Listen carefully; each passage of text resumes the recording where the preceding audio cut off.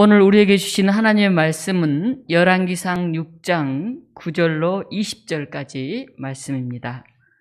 구약성경 519쪽에 있습니다. 열왕기상 9절부터 제가 봉독하겠습니다. 성전의 건축을 마치니라. 그 성전은 백향목 석가래와 널판으로 덮었고 또 온 성전으로 돌아가며 높이가 5규빗 되는 다락방을 건축하되 백향목 들보로 성전에 연접하게 하였더라. 여호와의 말씀이 솔로몬에게 임하여 이르시되 내가 지금 이 성전을 건축하니 내가 만일 내 법도를 따르며 내 율례를 행하며 내 모든 계명을 지켜 그대로 행하면 내가 내 아버지 다윗에게 한 말을 내게 확실히 이룰 것이요 내가 또한 이스라엘 자손 가운데 거하며 내 백성 이스라엘을 버리지 아니하리라 하셨더라.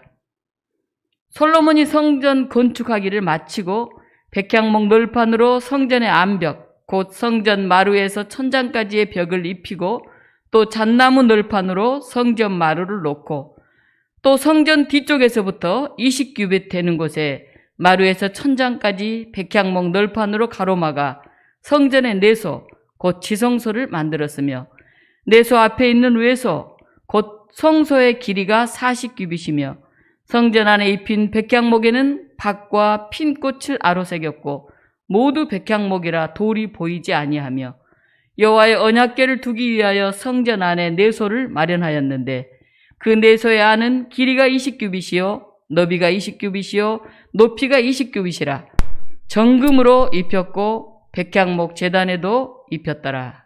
아멘.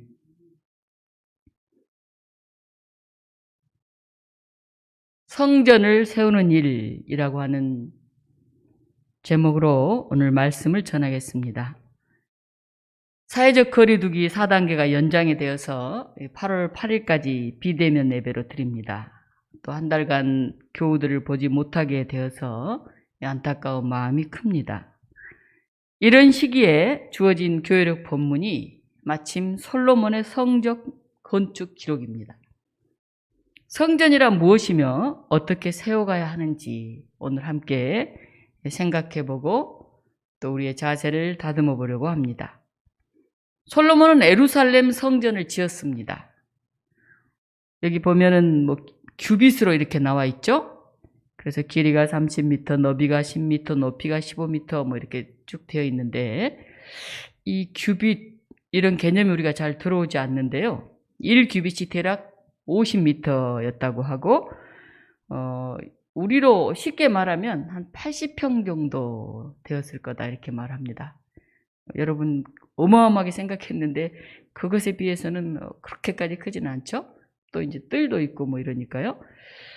이것은 서울 명동 성당에 비교하면 한 3분의 1 정도 규모라고 합니다.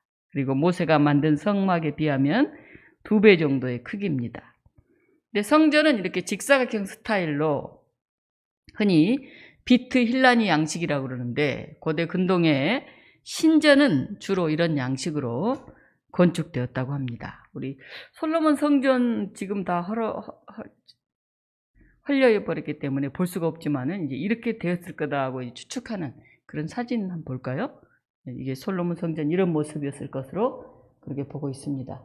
층수로 말하면 한 3층 정도 이렇게 되는데 높고 저렇게 올라갈 수 있는 이런 방식으로 저 바깥에는 번제단이 있죠? 물두멍이 있고 그래서 이런 방식으로 성전이 되었을 것이다 하고 사람들은 생각을 하고 있습니다. 9절 10절에 의하면은 성전의 내부는 백향목 석가래와 널판으로 덮였다고 그렇게 기억하고 있습니다. 이 백향목은 고급 건축 자재로 고대 근동의 신전을 지을 때 대부분 사용되었는데 주로 이 백향목 하면은 레바논의 백향목 이렇게 얘기합니다. 레바논에서 자라난 백향목이 가장 고급스럽고 좋은 나무였기 때문에 거기에서 이제 수입해 와서 성전을 지었다 하는 것입니다. 우리가 오늘 9절을 읽을 때 성전의 건축을 마치니라. 그 성전은 백향목 석가래와 널판으로 덮였고 이렇게 되어 있습니다. 석가래가 뭘까요? 한번 볼까요? 우리 아시는 분도 계시지만 이 다음 이 석가래 그 다음 제일 뒤에 넣어놨나 보네. 네, 더 뒤로 해주세요. 예, 이게 석가래죠. 이렇게 쭉쭉 뻗어 있는 게 있잖아요. 이렇게 길게 나무를 대는 거. 이걸 석가래라고 그러는, 저걸 이제 벽항목으로 그렇게 만들었다 하는 뜻입니다. 네.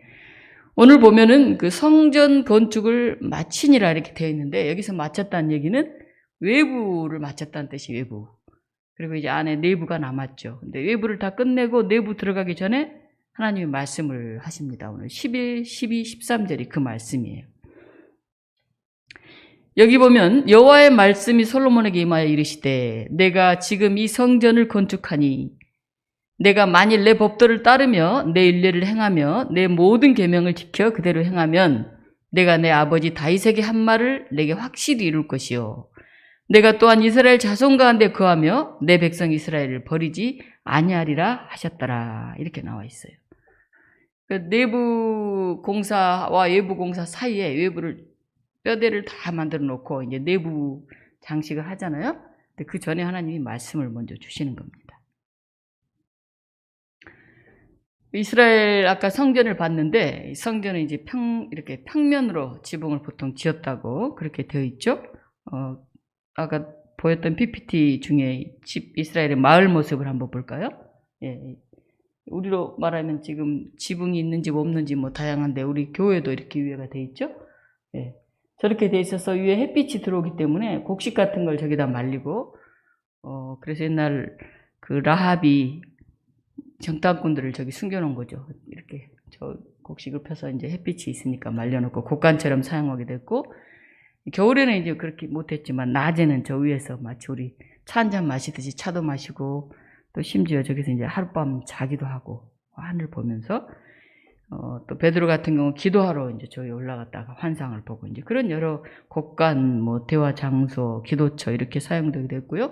때로는 도피처로도 사용됐습니다. 집이 다 붙었잖아요. 우리나라 집들이 좀 떨어져 있는데 붙어서 옆으로 뚝뚝뚝뚝뚝 뛰어서 가면은 제일 마지막에는 이렇게 내려가는 계단이 있어요. 그러니까 이스라엘은 집이 저렇게 붙어져 있습니다. 그렇게 사용을 했다고 합니다. 솔로몬의 이제 성전도 물론 이제 위에가 평면으로 되어 있는데 솔로몬은 최고의 자재를 사용했고 최고의 정성을 기울였죠. 그래서 당대 가장 좋은 백향목에서 구해온 레바논에서 구해온 백향목을 수입했고 성전 곳곳은 금으로 입혔어요. 그러니까 이스라엘은 거의 이 아래는 다 돌로 만들어졌는데 돌 위에 다 백향목을 이렇게 입혔습니다. 우리도 고급 집은 이렇게 집을 세면으로 짓고 위에 다 나무를 대잖아요. 그렇게 다 된 다음에 그 위에 금으로 또 칠을 했어요. 그러니 얼마나 성전에 돈을 많이 들였겠습니까? 그래서 이 백향목은 주로 힘, 영광, 영화로움을 상징하죠. 이런 자세와 정성을 우리가 사실은 좀 본받을 필요가 있습니다. 예루살렘 성전은 몇 년에 걸쳐서 완성됐습니까? 7년에 걸쳐서 완성됐습니다. 7년. 엄청나죠? 솔로몬은 굉장히 조심스럽고 주의하면서 하나님의 성전을 건축했습니다. 그는 막 바쁘고 분주하게 이렇게 서두르지 않고 성전에 사용되는 모든 돌들은 우리가 공사장 가면 어떻습니까? 시끄럽잖아요. 막 먼지가 날리고. 그런데 미리 다 저기서 채석장에서 재단해가지고 다듬어서 가져왔어요. 그래서 그냥 사용해서 성전을 시끄럽지 않게 먼지 날리지 않게 그렇게 조용하게 공사를 했습니다. 굉장한 정성을 기울여서 7년에 걸쳐서 이 공사를 한 거죠. 그리고 이제 내부 공사를 해야 되는 시점에 하나님께서 이런 이제 말씀을 하셨죠. 굉장히 중요한 의미가 있지 않습니까? 성전 공사가 완전히 끝난 게 아니에요. 외부만 끝났어요. 내 법도를 따르라. 내 율례를 행하라. 내 모든 계명을 지켜라. 그래야 내 아버지 다윗에게 한 말을 확실히 이룰 것이고 내가 너희 가운데 거할 것이고 내 백성 이스라엘을 버리지 아니하리라. 이렇게 하나님이 약속을 하십니다. 법도, 율례, 계명 3중으로 얘기를 하십니다. 최상급으로. 나를 위해 성전을 짓는 건 너무 기쁘고 참 거룩한 일이다. 그러나 내 말을 듣고 실천할 때, 순종할 때 이게 의미가 있다. 그 말씀을 하나님이 하신 것입니다. 그런데 솔로몬은 정성을 다해서 7년 동안 성전을 지었는데 사실은 하나님의 영광을 위해서 또 하나님의 모든 그 뜻, 계명, 율례, 법도대로 살지 못했습니다. 신명기 17장에 보면 이런 말이 나옵니다. 이스라엘 땅에 들어가 왕이 되는 자는 절대로 하지 말아야 될 것 세 가지를 말씀합니다. 하나는 말을 많이 두지 말라 그럽니다. 말은 전쟁을 상징하잖아요. 우리로 말하면 무기를 많이 갖고 있지 마라 그런 뜻이에요. 두 번째는 이방 여인을 아내로 두지 말라는 거. 이방 여인. 혼잡하게 하지 마라. 굉장히 섞이는 것을 싫어하잖아요. 이스라엘 하나님. 순수한 것을 유지하라고 그러잖아요. 하나님 신앙도 순수한 것. 세 번째, 금이나 은을 축적하지 말라. 이렇게 세 가지 얘기를 했는데 솔로몬은 성전을 지을 때 금과 백향목으로 이렇게 지었어요. 물론 하나님의 영광을 위해서, 하나님을 위해서 제일 좋은 것으로 하겠다 하는 그런 마음은 이해가 가지만은 사실 당시 이스라엘에서 가장 많은 건축 자재로 사용하는 것은 뽕나무입니다. 뽕나무. 이 건축 자재의 90%가 돌이고요. 10%만이 나무예요. 근데 이 지붕 쪽에 주로 나무가 들어가죠. 아까 석가래나 이런 거 보면 백향목은 굉장히 무겁고 고급스럽긴 하지만은 뽕나무는 가벼워요. 근데 이제 이스라엘도 간혹 지진 같은 것도 있고 그래서 이 가벼운 뽕나무로 해야만이 오히려 집이 더 튼튼했다고 그래요. 근데 솔로몬은 그 고급스러운 것을 지향해가지고 수입을 해가지고 백향목으로 막 짓고 금으로 막 다 발랐죠. 이 솔로몬 성전은 어떻게 됐습니까? 바벨론의 침략에 의해서 무너졌습니다. 그리고 나중에 바벨론 포로에서 돌아온 스룹바벨에 의해서 제2성전을 또 지었는데 그 2성전도 로마에 의해서 또 무너졌죠. 현재는 서쪽 성벽 일부만 남아 있어서 이것을 통곡의 벽이라고 하죠. 그래서 그 앞에 가서 사람들이 울면서 회개 기도를 하고 있죠. 또 솔로몬은 자신을 지켜주는 친위대 500명에게 금 방패를 하사했어요. 큰 방패 200개, 작은 방패 300개를 만들어가지고 금으로 500개를 자기 부하들에게 줬어요.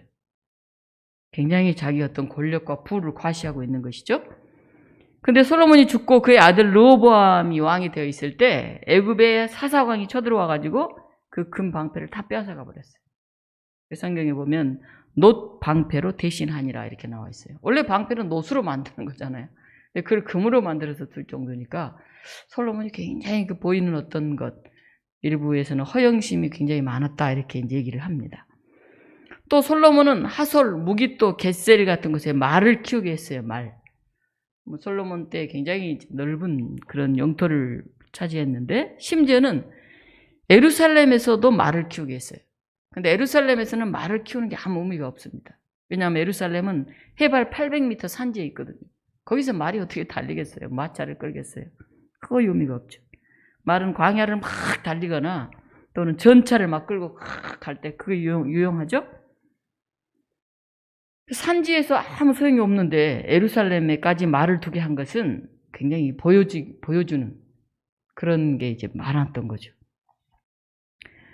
다윗은 전리품으로 엄청나게 많은 말을 취하게 됐어요. 전쟁에 이겨가지고. 그럴 때 어떻게 했냐 하면은 말의 뒷발 힘줄을 다 끊었어요. 말의 뒷발 힘줄을 끊어버리면은 이 전쟁용으로는 사용할 수 없어요. 막 뛰는 건 멀리 못 뛰어요. 그냥 뭐 가볍게 사람이 타고 다니거나 뭘 얹거나 이 정도밖에 사용하지 못하죠. 말을 많이 두지 마라 했던 하나님의 명령에 철저히 다윗은 순종했던 것이죠. 솔로몬은 그렇지 않았죠. 또 솔로몬은 어떻게 했습니까? 수많은 아내와 첩을 두었죠. 이방 여인들도 굉장히 많았습니다. 열왕기상 11장 3절에 보면 무려 1000명의 아내를 뒀다. 아내와 첩을 그렇게 나와 있어요.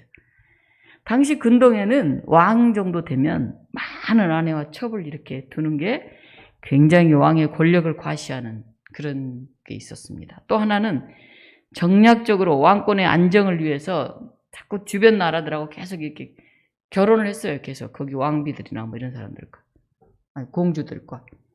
그래서 이제 서로 어떻게 보면 사돈간이잖아요. 우리로 말하면. 그래서 안정을 꾀했죠. 근데 이방 지역의 공주와 정략 결혼을 하게 되면 그들이 오면서 우상을 가지고 왔어요. 심할 때는 아예 그 이방 신전까지 지어줬어요.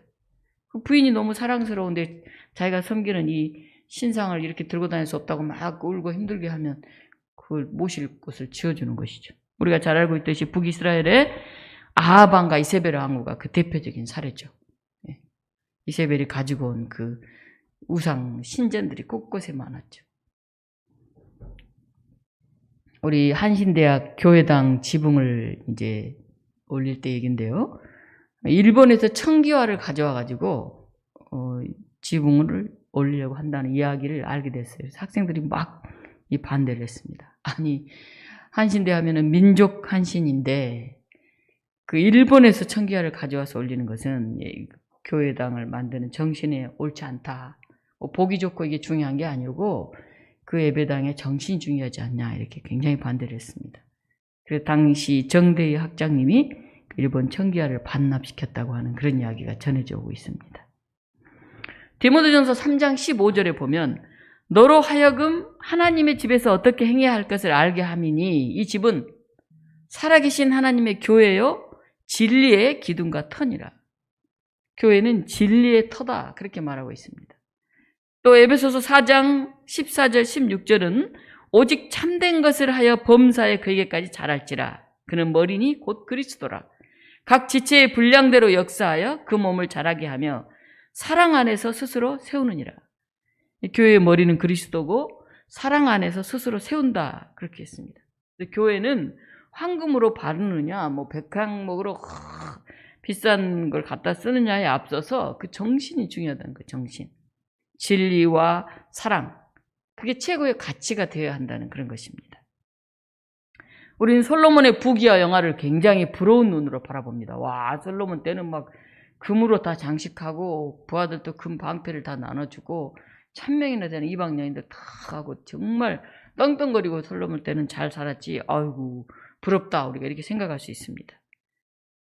그래서 솔로몬의 백향목과 황금으로 지은 성전을 우리가 대단한 걸로 생각하는데 사실은 그보다 더 중요한 게 있다고 하는 것이죠. 신약에서 예수님은 나의 말을 듣고 행하는 자는 그 집을 반석 위에 지은 지혜로운 사람 같으니 비가 내리고 창수가 나고 바람이 불어 그 집에 부딪힘에 무너지지 아니하나니 이는 주초를 반석 위에 놓은 까닭이요 말씀 위에 놓는 것을 말하고 있습니다. 나의 이 말을 듣고 행하지 아니하는 자는 그 집을 모래 위에 지은 어리석은 사람 같으니 비가 내리고 창수가 나고 바람이 불어 그 집을 부딪힘에 무너지고 그 무너짐이 심하니라. 집을 하나님의 말씀 위에 짓는 게 중요하지 백향목으로 지었느냐 금을 발랐느냐 이게 중요한 게 아니다, 그 말씀을 하고 있습니다. 오늘 왕상 열왕기상 6장 14절로 20절 보면 내부 장식을 이제 어떻게 했나 나와 있는데요. 돌로 된 벽에 백향목을 입혀 돌이 보이지 않게 다 하고 그 벽을 다 금으로 입혔다는 거죠. 잣나무로 바닥을 깔고 위에 또 금으로 입혔다는 거죠. 그러니까 정말 금으로 만든 성전이죠. 그리고 그 성전 내부는 지성소와 성소로 나누고 이 지성소에 언약궤를 두었죠. 언약궤라고도 하고 법궤라고도 하잖아요. 그 안에는 하나님이 자기 백성 안에 하나님이 임재한다 하는 그런 뜻입니다. 법궤는. 그래서 하나님 앞에 선다 하는 말이 이 법궤 앞에 딱 서는 거예요. 이 언약궤나 법궤 안에는 십계명이 새겨진 돌판, 한 오멜의 만나 항아리, 아론의 쌍난 지팡이가 있었는데 솔로몬이 성전을 짓고 거기에 이 법궤를 놨을 때는 돌판밖에 남아있지 않았어요. 간 전쟁도 있고 이랬으니까 거기에 쌍난 지팡이와 만나 항아리는 사라지고 법궤만 남아있었다고 합니다. 대제사장이 1년에 한 번 그곳에 들어가서 자신과 온 이스라엘 백성의 죄를 속죄하는 피를 그 사면에 뿌리면서 용서와 화해의 대속죄일을 지켰죠. 우리 한번 PPT 한번 볼까요? 법궤 그 앞에 한번 보죠. 네, 그 천사와 같은 거룹이라고 그러는데 천사 비슷하게 생겼는데 거룹 둘이 이제 법궤 위에 놓여 있었고요. 다음 장면 한번 보여주시죠. 네, 저렇게 되어 있습니다. 긴 막대기 같은 게 그걸 들고 다니죠, 사람이. 그리고 이 안에 이제 들어있는 거죠. 뚜껑 열고. 근데 저 위에 뚜껑, 저걸 시은자라고 불렀어요. 시은자. 네, 저 뚜껑. 저걸 속죄소라고 부릅니다. 그러니까 소리 좀 줄일래요? 법궤는 뭐고 속죄소는 뭐냐? 법궤는 그 안에 들어있는 내용들이고 저 위에 저 뚜껑, 저걸 이제 속죄소, 시은자. 시은자는 은혜를 내려주는 그런 곳이란 뜻이에요. 은혜를 베풀어주는 장소. 죄를 속하는 곳이란 뜻이죠. 저 내 귀퉁이에다가 피를 뿌리면서 우리의 죄를 이제 용서했죠. 그래서 은혜의 보좌 앞으로 나아가자 하는 게 저 말입니다. 시은자. 하나님 앞으로 나아가자, 그런 뜻이에요. 우리 스페인 바르셀로나에 성가족 성당이 있는데 사그라다 파밀리아 성당인데 지금 건축 중이거든요. 한번 그림 한번 볼까요? 스페인의 바르셀로나에 있는. 네. 한 장씩 띄워줄래요? 너무 많네요. 안 되나요? 일부러 다 묶어놨어요? 제일 왼쪽에. 네.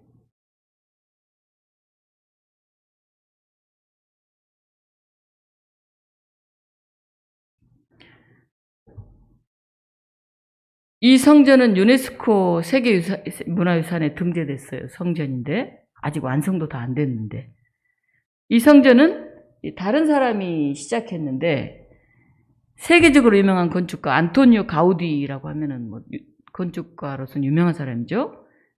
스페인 사람. 이 사람이 맡아가지고 다시 설계해서 지금 42년이 지난 지금도 건축 중이에요. 아직 다 안 지었어요. 40년이 지났는데 기간이 문제가 아니라 최고의 기술과 정성으로 지어져 가고 있어요. 한번 볼까요? 한 장씩. 다음. 성전 지금 내부의 모습입니다. 예, 계속 넘겨주세요. 천천히 하나씩.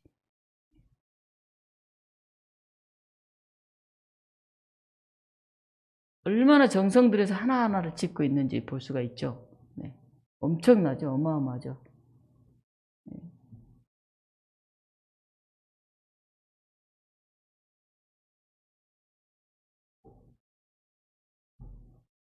네. 하나하나가 정말 정성을 다해서 최선을 다해서 지금 만들고 있어요. 42년 동안 지금 짓고 있어요. 근데 기간이 문제가 아니라 최고의 기술과 정성으로 지어가고 있습니다. 1888년에 다른 사람이 하던 걸 가우디가 맡아가지고 1926년 사망할 때까지, 자기가 죽을 때까지 다 완성을 못했어요. 가우디 사후 100년이 되는 2026년에 이제 완공될 예정이라고 합니다. 한 5년밖에 이제 안 남았죠. 한 곳 한 곳 정말 영성과 아름다움이 가득합니다.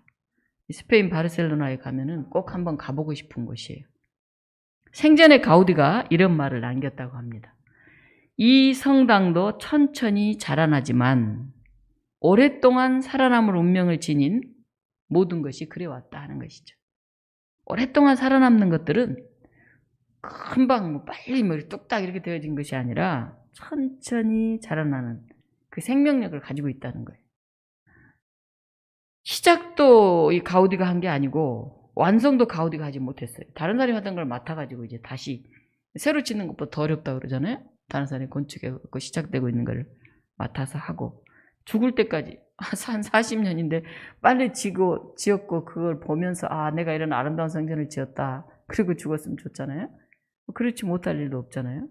근데 그렇게 하지 않고 하나하나 정말 정성을 다해서 그걸 또 만들고 이렇게 하면서 지어갔다는 거죠. 이제 곧 완성이 되겠는데 그 안에 담긴 가우디의 정신이 살아있을 거예요. 내 손으로 모든 걸 다 할 수는 없어요. 내 생전에 내가 막 다윗도 하려고 했는데 성전을 못 지었잖아요. 솔로몬은 7년을 걸쳐 지었는데 뭐 백향 묵고 황금으로 막 다 발랐잖아요. 법궤도 보니까 전부 다 황금으로 발랐잖아요. 내게 맡겨진 시간에 내가 할 수 있는 일에 우리가 최선을 다하면 돼요. 내가 이걸 남겨야 되겠다. 금으로 만들어야 되겠다. 이런 이름을 내야 되겠다. 이렇게 하는 순간 거기에 하나님의 영광을 위해서 그의 의를 위해서 하는 게 아니라 자기를 위해서 어느 순간 우리가 일을 하게 됩니다. 코로나19 시대에 눈에 보이는 성전에서 모여 예배드릴 수 없는 시간들이 너무 많아지고 있어요. 뭐 한 달씩 몇 달씩 계속해서. 그래서 크고 화려하다고 자랑했던 것들이 이런 시절에는 아무 의미가 없어졌어요. 좌석에 10% 20%밖에 모이지 못해요. 그래서 어떤 교회는 아예 야외에 모여서 예배를 드린다고 그러더라고요. 안에서 예배 못 드리니까 야외에 뚝뚝 떨어져 앉아서 우리같이 작은 교회들은 그렇게도 예배 드릴 수 있겠죠. 이런 때일수록 우리가 눈에 보이는 성전을 넘어서 우리의 마음의 성전을 건축해야 될 것 같습니다. 바울은 고린도 교인들에게 이런 말을 합니다. 너희가 하나님의 성전인 것과 하나님의 성령이 너희 안에 거하시는 것을 알지 못하느뇨. 누구든지 하나님의 성전을 더럽히면 하나님이 그 사람을 멸하시리라. 하나님의 성전은 거룩하니 너희도 그러하니라. 저와 여러분이 우리가 하나님의 성전입니다. 성령이 우리 안에 거하십니다. 그래서 우리 몸을 거룩하게 해야죠. 하나님의 성전이 되어야 할 성도의 삶과 교회는 세상의 그런 시끄러운 소리들, 비윤리적인 것들이 우리 안에 가득하게 해서는 안 됩니다. 우리는 하나님의 성전에 걸맞는 모습을 가져야 합니다. 우리가 귀한 것, 최상의 것, 그것으로 성전을 세워가야 되는데 그건 금과 은이 아니에요. 우리의 가치관, 우리의 성품, 우리의 삶의 태도, 그걸 통해서 하나님의 성전이 세워져 갑니다. 하나님 나라의 복음을 간직하고 우리의 품성을 예수 그리스도의 모습으로 변화시켜 가는 것, 그게 가장 소중한 일이죠. 혼란한 세상, 거짓된 가치관이 가득한 곳에서 우리가 혼자 이 일을 감당하는 건 너무 어렵습니다. 하나님의 사람으로 선택받은 우리 믿음의 성도들이 각자 사명을 기억하면서 어느 곳에 있든지 하나님의 성전으로 세워져 갈 수 있도록 서로 힘을 다해야 할 것입니다. 오늘 또 주의 날 7월의 마지막 주일 여기에 나와서 예배를 준비하는 그런 정성, 그리고 멀리 집에서 유튜브나 영상을 통해 참여하는 우리 교우들의 한 시간 주어진 일상을 통해서 거룩한 하나님의 성전으로 세워지기를 간절히 기도합니다. 함께 기도하겠습니다. 생명의 하나님, 거짓된 것들로 가득한 세상에서 정말 진실한 것, 그리고 생명력이 있는 것, 사랑이 있는 것이 어떤 것인지 우리가 돌아보게 하여 주시옵소서. 우리가 살아있는 하나님의 전이 되게 하셔서 매일매일 날마다 새로워지고 정성으로 세워져 가게 하여 주시옵소서. 우리를 통해 사랑이 전해지고 우리를 통해 하나님의 거룩이 전해지고 우리를 통해 진리가 전해지는, 그래서 가는 곳마다 하나님의 성전이 건축되는 그런 놀라운 역사가 일어나게 하여 주시옵소서. 코로나19로 교회가 문을 닫고 예배드릴 수 없는 안타까운 현실들이 계속되고 있습니다. 하나님, 성전만을 바라보지 않게 하시고 성전된 우리가 성전의 역할을 온전히 감당해 가게 하여 주시옵소서. 이 시간 곳곳에 세워져 있는 우리 독립문 교회가 하나 되게 하시고 연결되게 하셔서 더 큰 하나님의 성전 독립문 교회가 자리매김하게 하여 주시옵소서. 우리 주 예수 그리스도 이름으로 기도하옵나이다. 아멘.